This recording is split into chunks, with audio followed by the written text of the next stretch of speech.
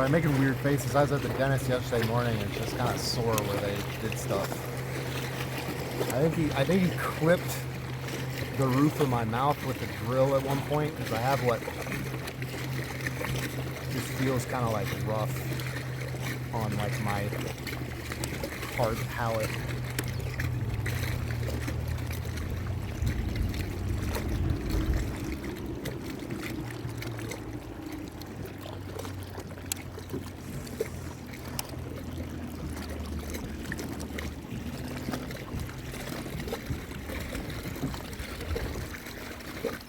That kind of sucks. There's one lake close to here. You've probably heard of Dale Hollow. Part of Dale Hollow is in Kentucky and part of it is in Tennessee. But Kentucky and Tennessee actually have like an agreement where you can fish on that lake anywhere on the lake with either state's fishing license. So that's kind of nice.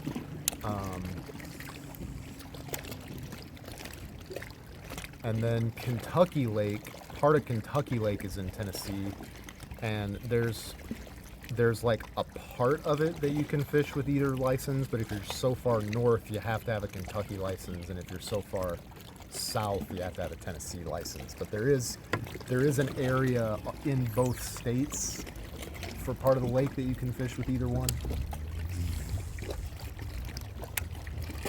They're pretty clearly marked boundaries. There's like a bridge for both of them that in between those bridges you can have either one. But if you want to go, you probably have to have like boat registration for both states though. I don't know.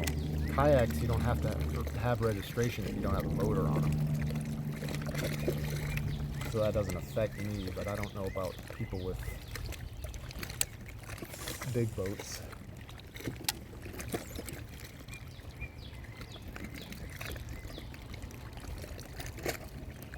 I need to make a decision. I can either go across and fish where that old tunnel is, but then I'd have to like turn around and go back. Or I can work a little bit along this bank down towards the lake, and there's the other bridge.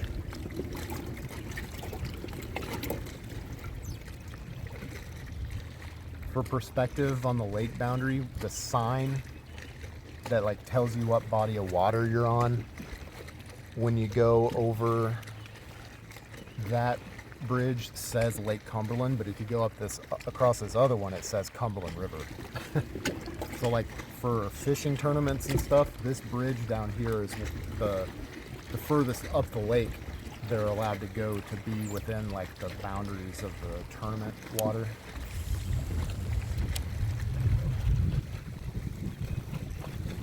But I've caught some nice fish along this little stretch. I might work down the bank a little bit and then cross, and then we'll just have to not spend too much time fishing on the way back because it is 3:45 Eastern time. So I got about 4 hours until sundown.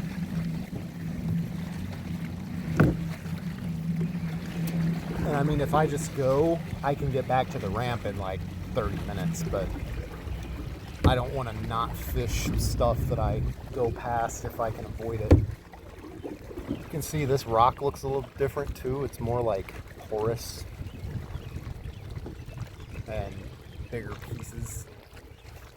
And I think it'll be a good place to try. So yeah, I'll go down this and then I'll cross over to where that cave is, because it's an easier crossing to go down this bank a little bit and just go straight across than it is to cut through this big like open space. Since a lot of boats come through, it just kind of, there aren't that many boats today, but there could be if they come up or down the river. But I caught like a 19-inch largemouth right around here last fall, but the water was down another 15 feet, but I don't know how much of a difference that'll make. Usually in winter they bring it down to about 30 feet below the summertime water level. But because we also had kind of a dry winter, it got down to like 37 feet below full pool back in like December. Fishing was great. This is actually a great winter fishing lake in terms of just like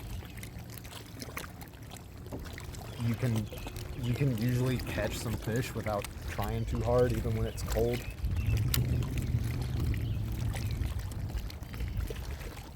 I've only had a couple.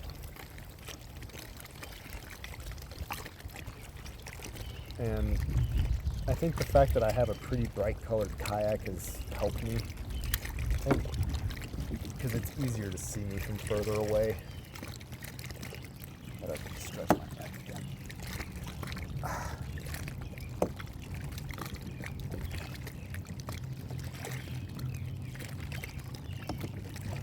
Man, that does not feel good.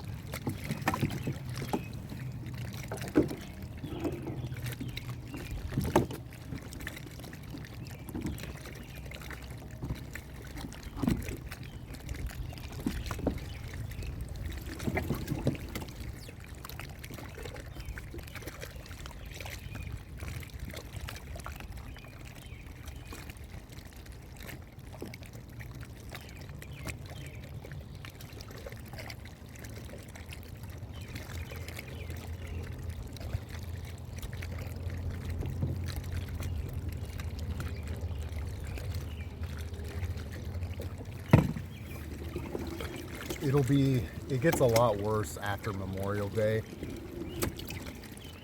because like school is out and there's like way more people out here while they're on like summer vacation. So either teenagers take boats out or parents are just like taking their kids out on the lake more often. Plus we get a lot of like lake tourist traffic from up in like the Cincinnati area.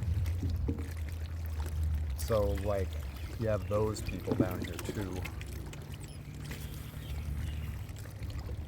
So it gets crazy out here during the summer.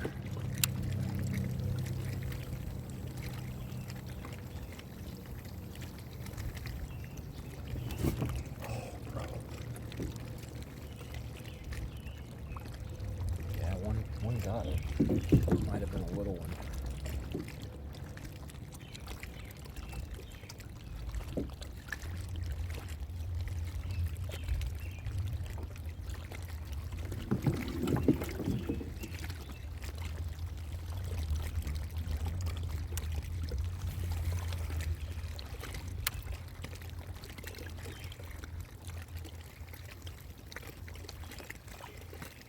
Another good reason to wear a life jacket though, even though I've never had someone cut super close to me.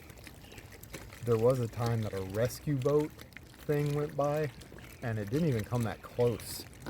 But it was going fast. They had like a super deep hole and it made the biggest waves I've ever ridden in my kayak. And it was a little bit sketchy.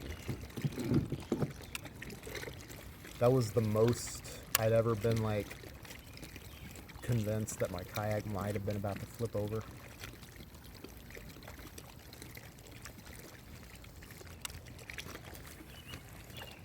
But it didn't, so.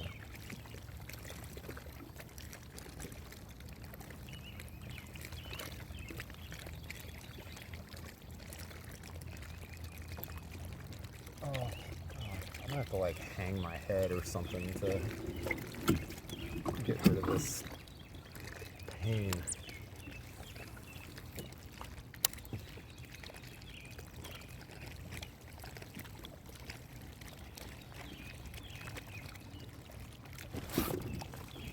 Yeah, it is better to hit them head on.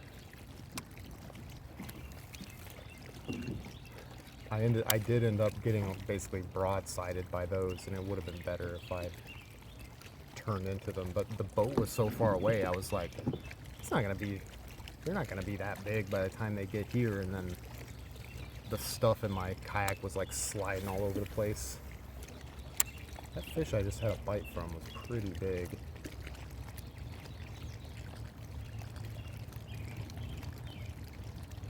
Looks like a largemouth.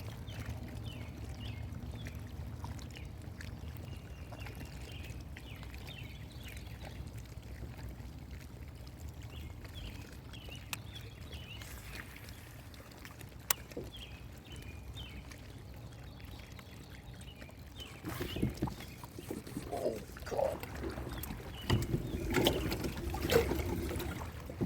I'm tangled on a tree, but I have a fish. I think. No, he got off. Damn. I think he was just while it was snagged.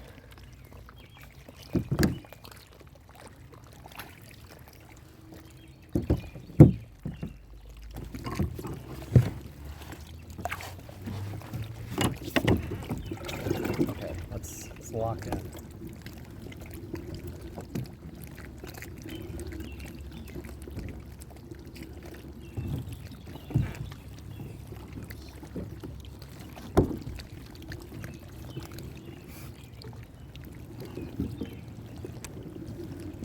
If there's a bunch of big ones right here, I might not bother to cross, but let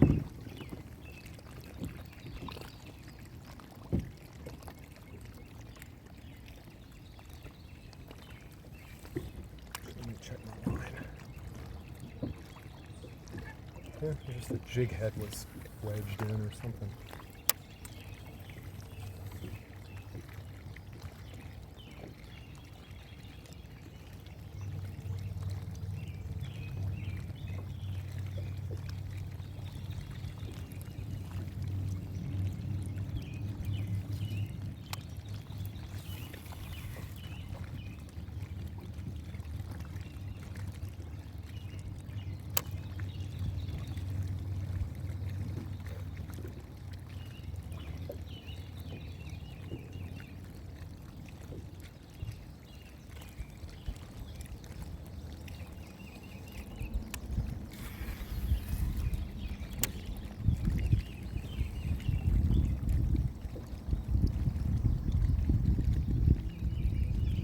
Definitely want to try the mag draft, and I might want to try it right here, but I'm going to see if I can get any more bites on this first. To get two means that I probably can. It's not like a fluke.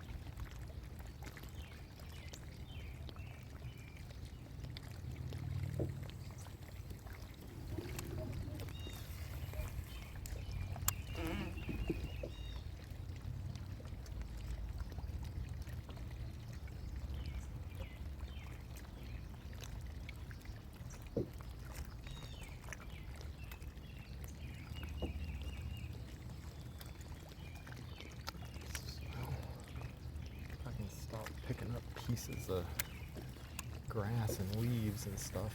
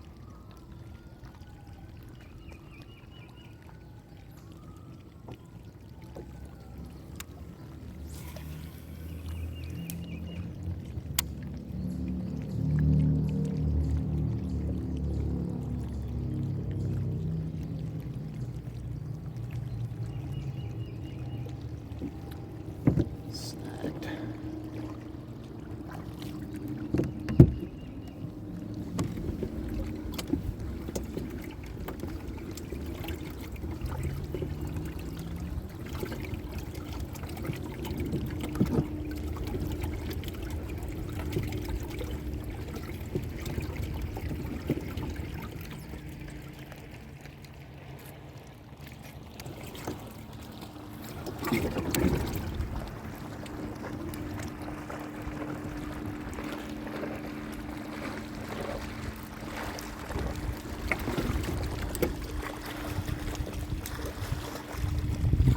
a big deal if I lose this, really, but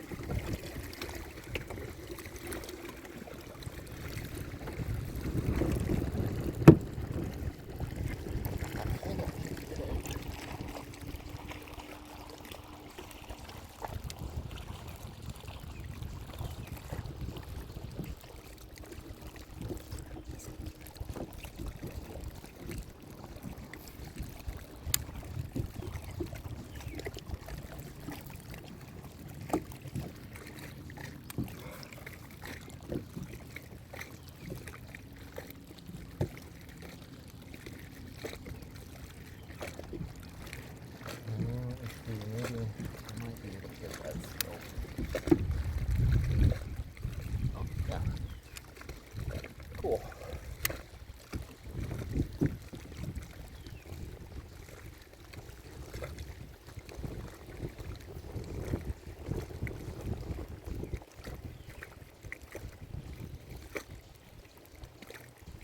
Okay.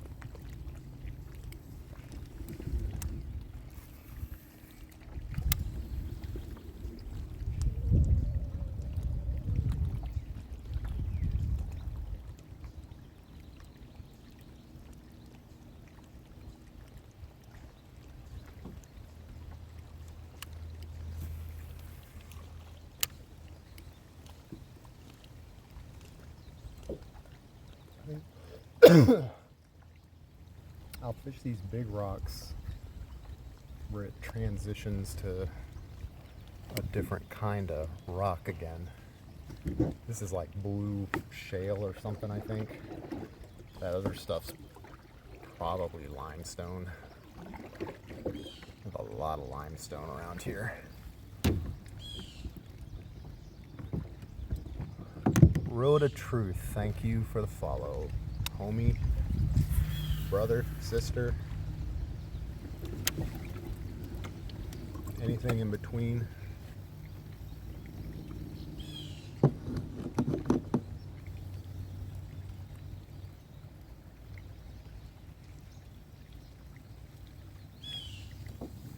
If you've been here, appreciate the lurk.